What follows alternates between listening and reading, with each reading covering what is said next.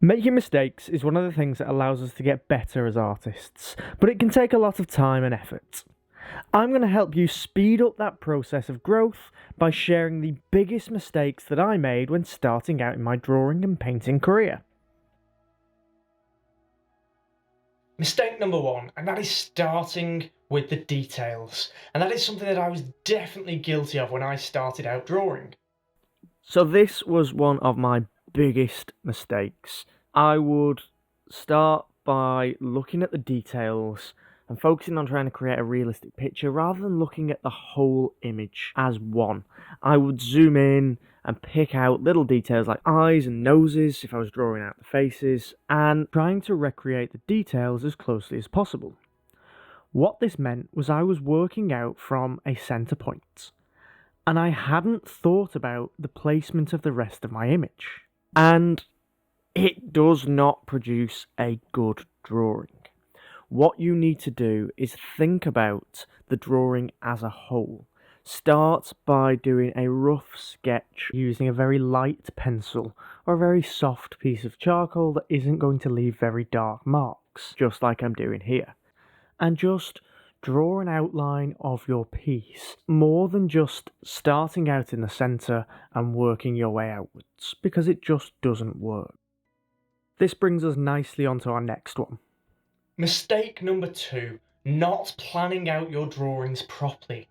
And what I mean by that is creating drawings where you start somewhere randomly on the page and you end up with half of your drawing falling off the edge of the surface. You can plan out your composition so that all of your image fits to the surface that you are working on. There are so many times when I've done drawings where half of the drawing has ended up off the page because I just didn't plan out where I was going and where I wanted everything to be. The other thing that fits in with this sort of composition aspect is the proportions. This is one of the biggest things that I see as being wrong in a lot of beginner artist work. Well, it's something that stands out quite a lot as being obviously wrong if something isn't in the right place. And it's unfortunately not an easy fix. It's just going to take time and practice to build up your eye for proportions. And the best way to do it is draw and really be critical of the things that aren't quite right. So pick apart your drawings, and if something isn't in the right place, change it.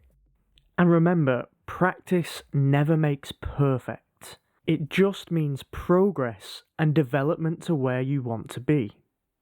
The best method that I've found for getting your proportions correct is building up your drawing in shapes, rather than focusing on what's actually there, like it's an eye or a nose or a mouth or some whiskers or whatever it is you're trying to draw. Focus on the shapes that make up the structure. By picking out those simple shapes, you'll just make that drawing process a lot easier for yourself, and you'll make it easier for your eye to see if one of those shapes isn't quite right. You could even go as far as printing off your reference photo and drawing around with a red pen or a coloured pencil the shapes that you can see. And then it makes it a lot easier to transfer those shapes when you're freehand drawing to your paper. This brings me to another point, and a lot of beginner artists don't draw what they see. They draw what they think they see. So when looking at an eye, they draw what they think an eye should look like, rather than what is there actually in front of them. And that can lead to some very big mistakes. So it's really important that you draw from a reference when you're starting out, and you actually draw what you see, not what you think you're seeing. Mistake number three, not using reference photos. Use them. This one's a bit of a strange one because, yes, who wouldn't love to be able to draw photorealistic images from memory? It would be absolutely fantastic. And I know I am jealous of concept artists and people that can just pick up a pen, pick up a pencil, pick up a brush, and just paint from their head and create from their head. I can't do that because I know if I do that, I won't create realism. I won't create the life and the atmosphere that I want in a painting or in a drawing. So I use references, and I study those references carefully. I look at the colours, I look at the proportions, I plan out a composition, and I get ideas in my head of what I want the finished piece to look like. Now, starting out drawing from your memory, it's just not going to happen because you've not built up the skills, you've not built up that muscle memory, you've not built up that eye for drawing and anatomy and structure and composition. So as a beginner artist, I always recommend starting out by copying references. Copy everything that you see. Your references don't necessarily have to be photographs. They could be anatomical structures. They could be buildings. They could be people. So it could be from life. It could be still lifes, landscapes, whatever it is. But use that reference. Give yourself something to study and to learn from. There are loads of websites that you can get references from that are free to use. So one of them is Unsplash, another is Pixabay. You could even use images from Instagram. Always make sure though, if you are using it from Instagram, you ask permission of the poster before you start drawing anything. Then for me personally, because I like painting wildlife, I use wildlifereferencephotos.com, which is a paid for reference site. You pay for each reference you use, but it's very, very affordable. And I highly recommend looking at it if you're into painting wildlife.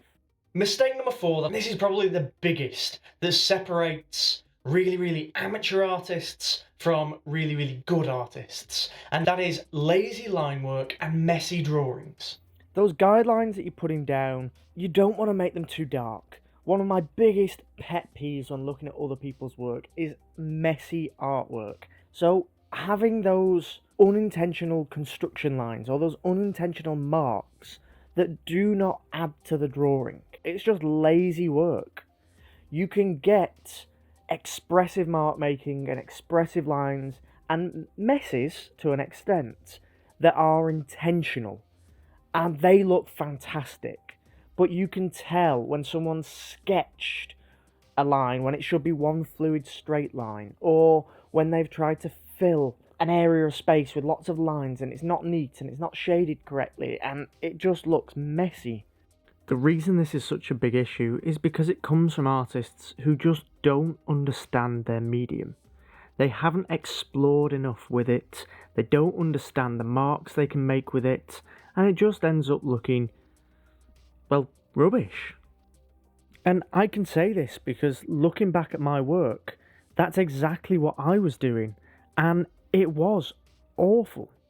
It's only as I've practiced and developed my skill and taken the time to understand and learn about the medium that I'm using that I've started to produce work that doesn't look as lazy. It looks more finished and it looks like more care has been taken with it.